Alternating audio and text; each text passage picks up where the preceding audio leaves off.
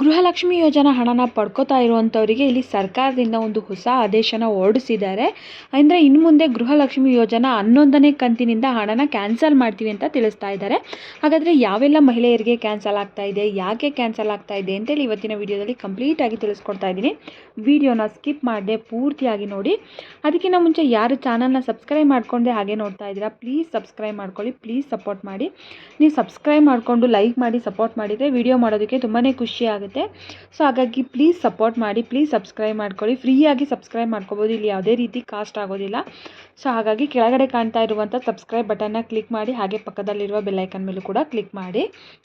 ಬನ್ನಿ ವಿಡಿಯೋನ ಶುರು ಮಾಡೋಣ. ಇಲ್ಲಿ ಪ್ರತಿ ತಿಂಗಳು ಗೃಹಲಕ್ಷ್ಮಿ ಯೋಜನಾ ಹಣನ ಪಡ್ಕೋತಾ ಇರುವಂಥ ಮಹಿಳೆಯರಿಗೆ ಸರ್ಕಾರದಿಂದ ಒಂದು ಹೊಸ ಆದೇಶನ ಹೊರಡಿಸಿದ್ದಾರೆ. ಅಂದರೆ ಇನ್ನು ಮುಂದೆ ನಾವು ಗೃಹಲಕ್ಷ್ಮಿ ಯೋಜನಾ ಹಣನ ಬಂದ್ ಮಾಡ್ತೀವಿ ಅಂತ ಇಲ್ಲಿ ಹೇಳಿ ತಿಳಿಸ್ತಾ ಇದ್ದಾರೆ.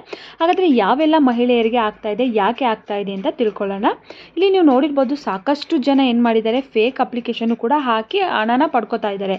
ಇನ್ನು ಸರ್ಕಾರನೂ ಕೂಡ ಕೆಲವೊಂದೊಂದು ಕಂಡೀಷನ್ಸ್ನ ಹಾಕಿತ್ತು. IT ಫೈಲ್ ಮಾಡೋರು, ಇನ್ಕಮ್ ಟ್ಯಾಕ್ಸ್ ಪೇ ಮಾಡೋರು ಅಪ್ಲೈ ಮಾಡೋ ಆಗಿಲ್ಲ, ಜಾಬಲ್ಲಿರೋರು ಈ ರೀತಿಯಾಗಿ ಅಪ್ಲೈ ಮಾಡೋ ಆಗಿಲ್ಲ ಅಂತೇಳಿ.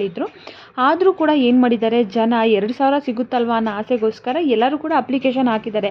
ಅದನ್ನು ಸಾಕಷ್ಟು ಜನದ ಆಲ್ರೆಡಿ ಕಂಡಿಡ್ದು ಕ್ಯಾನ್ಸಲ್ಲು ಕೂಡ ಮಾಡಿದ್ದಾರೆ. ಗೃಹಲಕ್ಷ್ಮಿ ಯೋಜನಾ ಅಪ್ಲಿಕೇಶನ್ನ ಕ್ಯಾನ್ಸಲ್ಲು ಕೂಡ ಆಗಿದೆ. ಇವಾಗ ಮತ್ತೆ ಇನ್ನೊಂದು ಇದಕ್ಕೆ ಅಡಿಷ್ನಲ್ ಆಗಿ ಒಂದು ಹೊಸ ರೂಲ್ಸನ್ನು ಸೇರಿಸಿದ್ದಾರೆ. ಏನು ಅಂತಂದರೆ, ಇಂಥ ಮಹಿಳೆಯರದು ಅಪ್ಲಿಕೇಶನ್ನ ನಾವು ಕ್ಯಾನ್ಸಲ್ ಮಾಡ್ತೀವಿ ಅಂತೇಳಿ ಸರ್ಕಾರ ಆದೇಶನ ಹೊರಡಿಸಿದೆ. ಯಾರ್ದು ಅಂತಂದರೆ, ಒಂದೇ ಮನೆಯಲ್ಲಿ 2 ರೇಷನ್ ಕಾರ್ಡ್ ಇಟ್ಕೊಂಡಿರ್ತಾರಲ್ವಾ. ಇವಾಗ ಫಾರ್ ಎಕ್ಸಾಂಪಲ್, ಒಂದೇ ಮನೆಯಲ್ಲಿ ಅತ್ತೆ ಸೊಸೆ ಎಲ್ಲ ಕೂಡ ಒಟ್ಟಿಗೆ ಇರ್ತಾರೆ. ಅತ್ತೆ ಸೊಸೆ ಮಾವ ಗಂಡ ಎಲ್ಲರೂ ಕೂಡ. ಆದರೆ ಏನು ಮಾಡಿರ್ತಾರೆ, ಇಲ್ಲಿ ಅತ್ತೆ ಮಾವಂದೇ ಸಪ್ರೇಟ್ ಕಾರ್ಡ್ ಇರುತ್ತೆ, ಮಗ ಸೊಸೆದೇ ಸಪ್ರೇಟ್ ಕಾರ್ಡ್ ಇರುತ್ತೆ. ಸೊ ಇವಾಗ ಅದನ್ನು ಕಂಡಿಡ್ದು ಸರ್ಕಾರದಿಂದ ಏನು ಮಾಡ್ತಿದ್ದಾರೆ, ಒಂದು ಮನೆಗೆ ಒಂದೇ ಕಾರ್ಡ್ ಅಂತಲೂ ಕೂಡ ಮೊದಲಿಂದನೂ ಕೂಡ ರೂಲ್ಸ್ ಇದೆ. ಆದರೆ ಇವಾಗಿನ ಕಾಲದಲ್ಲಿ ಬಿಡಿ, ಒಂದು ಮನೆಗೆ 3-4 ಕಾರ್ಡ್ ಮಾಡ್ಕೊಂಡಿರ್ತಾರೆ, ಎಲ್ಲ ಒಟ್ಟಿಗೆ ಇರ್ತಾರೆ, ಬಟ್ ಆದರೆ ಕಾರ್ಡ್ ಮಾತ್ರ ಬೇರೆ ಬೇರೆ ಮಾಡ್ಕೊಂಡಿರ್ತಾರೆ. ಆದರೆ ಇವಾಗ ಸರ್ಕಾರ ಏನು ಮಾಡ್ತಿದೆ ಅಂತಂದರೆ, ಅದನ್ನೆಲ್ಲನೂ ಕೂಡ ಚೆಕ್ ಮಾಡಿ ವೆರಿಫಿಕೇಷನ್ ಮಾಡಿ, ಒಂದು ಮನೆಯಲ್ಲಿ ಯಾರೆಲ್ಲ 2-3 ಕಾರ್ಡ್ ಇಟ್ಕೊಂಡಿದ್ರೆ ಅವ್ರದ್ದು ಒಂದು ಮನೆಗೆ ಒಬ್ರಿಗೆ ಮಾತ್ರನೇ ಗೃಹಲಕ್ಷ್ಮಿ ಹಣ ಕೊಟ್ಟು, ಇನ್ನು ಉಳಿದಂಥವ್ರದ್ದೆಲ್ಲರದು ಕೂಡ ಗೃಹಲಕ್ಷ್ಮಿ ಅಪ್ಲಿಕೇಶನ್ನ ರಿಜೆಕ್ಟ್ ಮಾಡ್ತಾ ಇದ್ದಾರಂತೆ, ಕ್ಯಾನ್ಸಲ್ ಮಾಡ್ತಾ ಇದ್ದಾರೆ. ಅದು ಹೆಂಗೆ ಗೊತ್ತಾಗುತ್ತೆ ಅಂತ ನೀವು ಕೇಳ್ಬೋದು. ಇವಾಗ ಒಂದೇ ಮನೆಯಲ್ಲಿ ಇರ್ತೀರ, ಕಂದಾಯ ಕಟ್ತಾ ಇರ್ತೀರಲ್ವ, ಕಂದಾಯ ಯಾರು ಹೆಸರಲ್ಲಿ ಹೋಗ್ತಾ ಇರುತ್ತೆ ಅವರು ಮನೆ ಯಜಮಾನಿಗೆ ಮಾತ್ರನೇ ಕೊಡ್ತಾರೆ. ಇನ್ನು ಮಿಕ್ಕಿದಂಥವ್ರದ್ದು ಎಲ್ಲರದು ಕೂಡ ಇಲ್ಲಿ ಕ್ಯಾನ್ಸಲ್ ಮಾಡ್ತಾ ಇದ್ದಾರೆ.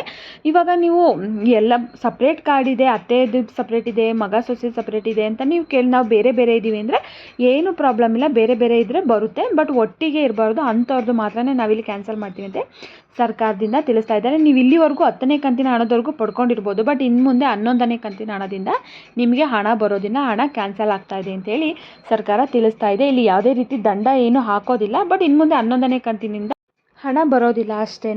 ಈ ಮಾಹಿತಿ ಇಷ್ಟ ಆದರೆ ದಯವಿಟ್ಟು ನನ್ನ ಚಾನಲ್ನ ಸಬ್ಸ್ಕ್ರೈಬ್ ಮಾಡ್ಕೊಳ್ಳಿ, ಹಾಗೆ ಸಪೋರ್ಟ್ ಮಾಡಿ. ಧನ್ಯವಾದ.